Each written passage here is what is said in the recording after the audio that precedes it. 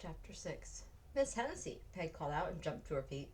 As Miss Hennessy whirled toward Peg, the remnants of her smile vanished, and she looked as though she were frantically trying to recall what Peg might have overheard. "Peg, it's you," she said. "Yes, ma'am, it's me," Peg answered. She held out the shawl. "You left the shawl and pin at our house. I thought you'd need it." She paused, staring at the beautiful blue outfit. "But I guess you don't." Miss Hennessy reached out, not for the shawl, but for Peg, and drew her close. Warm and friendly again, she said, "Oh, Peg, dear, what a lovely surprise. It's wonderful to see you. I missed our delightful conversations. How nice of you to come and see me." Peg allowed herself to be led to the nearby sofa, where Miss Hennessy pulled her down beside her, but she didn't smile in return. "You were with Mr. Crandon," she said. Miss Hennessy's eyes twinkled. "Why, yes, a charming, helpful man. Do you know him?" "Mr. Crandon's not charming or helpful. He's a mean, nasty old humbug who tries to hornswoggle everybody he can." Embarrassed when she saw she had shocked Miss Hennessy with her outburst, Peg stared down at her toes. "I'm sorry I used unladylike language, ma'am, but it's true. I was under the impression that Mr. Crandon is a highly respected businessman in St. Joseph. He's richer than most folks. Maybe some people think that's a reason to respect him, but I don't. First, he's a Southern sympathizer. Now he's for the Union. All he's interested in is whatever side his bread is buttered on, Ma says. He's been rude and hateful to me and to Mike and to all us Kellys." "Then I don't like him either." Miss Hennessy smiled and squeezed Peg's hand. "In the future I'll have as little as possible to do with him. He said he was coming back with a letter," Peg reminded. Miss Hennessy nodded the long feather on her hat, brushing Peg's forehead. "I've recently received word that my sister and her husband are temporarily residing south of St. Joseph in Buchanan County." "Your sister?" "Yes, my sister, Nellie Parker." "I thought you said you lost your family in Boston." "My parents, not my sister." Producing a handkerchief from a pocket in her sleeve of her jacket, Miss Hennessy held it to her lips and closed her eyes tightly. Miserable at the anguish she had caused Miss Hennessy, Peg stammered, "I'm sorry, I didn't mean to." "Of course you didn't. It's quite all right." Miss Hennessy opened her eyes and clasped her hands together under her chin.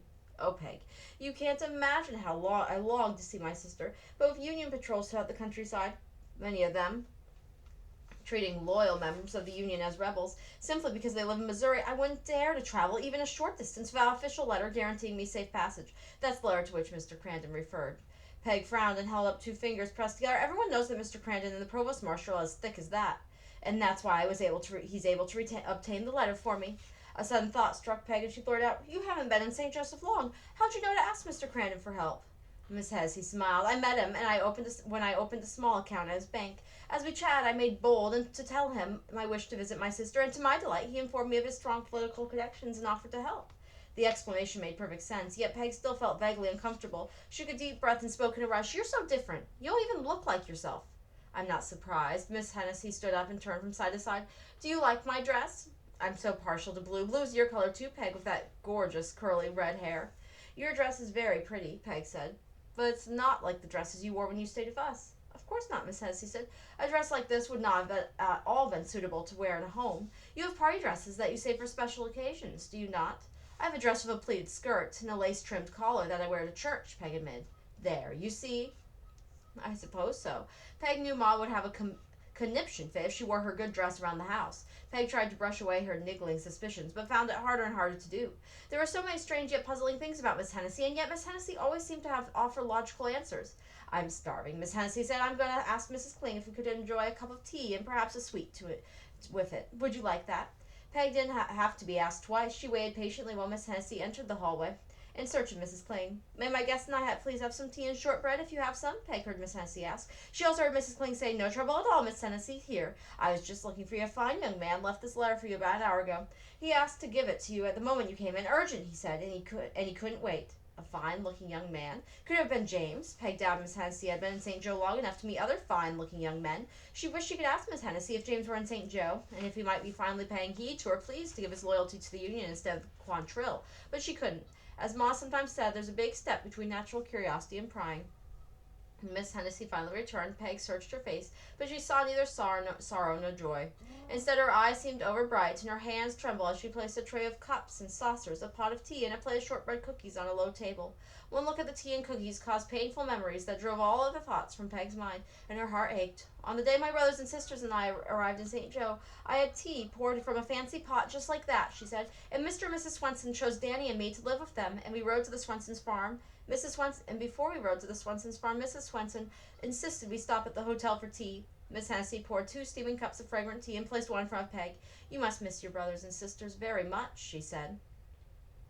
Peg nodded. I do, all of them, but especially Danny, because he's just a little more than 2 years older than me, and we were always special chums. I heard about Francis's daring work with the Underground Railroad and Mike's bravery in serving as a drummer boy with our Union Army. Miss Hennessy paused a moment and said, I've known you long enough, Peg, to be sure that you're every bit as resourceful and brave as your brother and sister. If you're faced with a challenge as they were, you'd meet it without question. Taken by surprise, Meg murmured, I suppose. I don't know.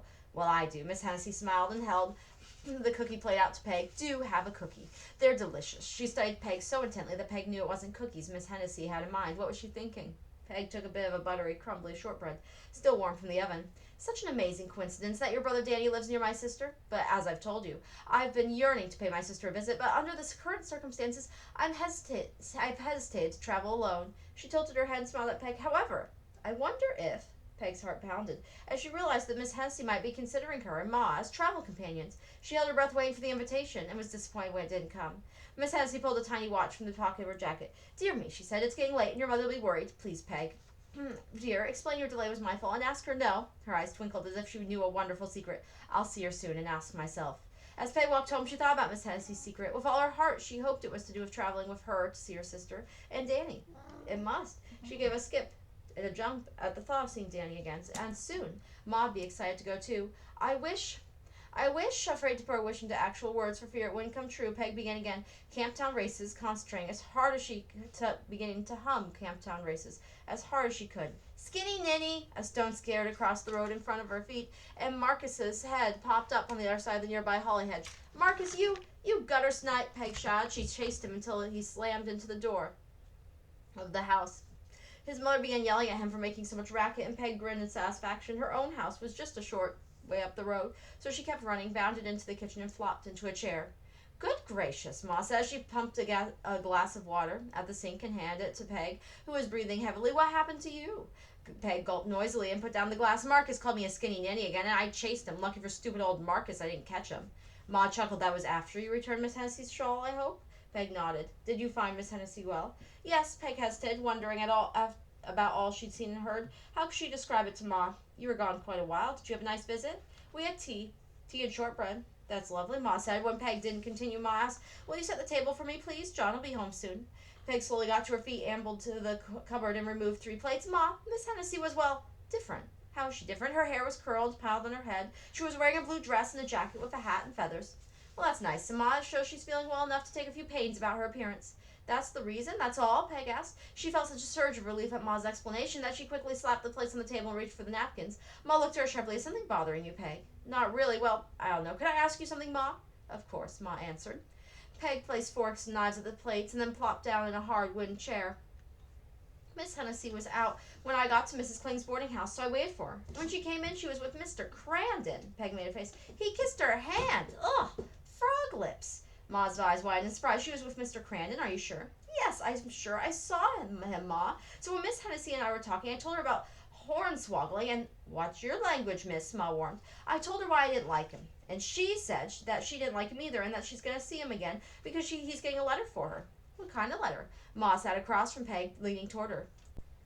Delighted to have Ma's full attention. Peg explained about Miss Hennessy's sister and the letter of safe passage she needed to get from the provost marshal. When Peg had finished, Ma leaned back and nodded. So Violet has a sister nearby. My. All this time I mistakenly thought she had no family left. Well, of course she'd want to see her sister.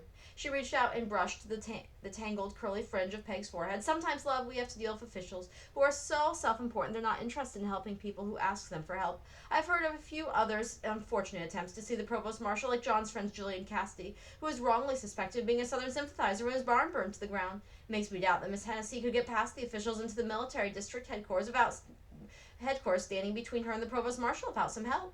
Even if it's Mr. Crandon who's helping her? Even if it's Mr. Crandon. It was comfortable talking to Ma, Peg decided. Ma had the answers to all the questions that had been bothering her.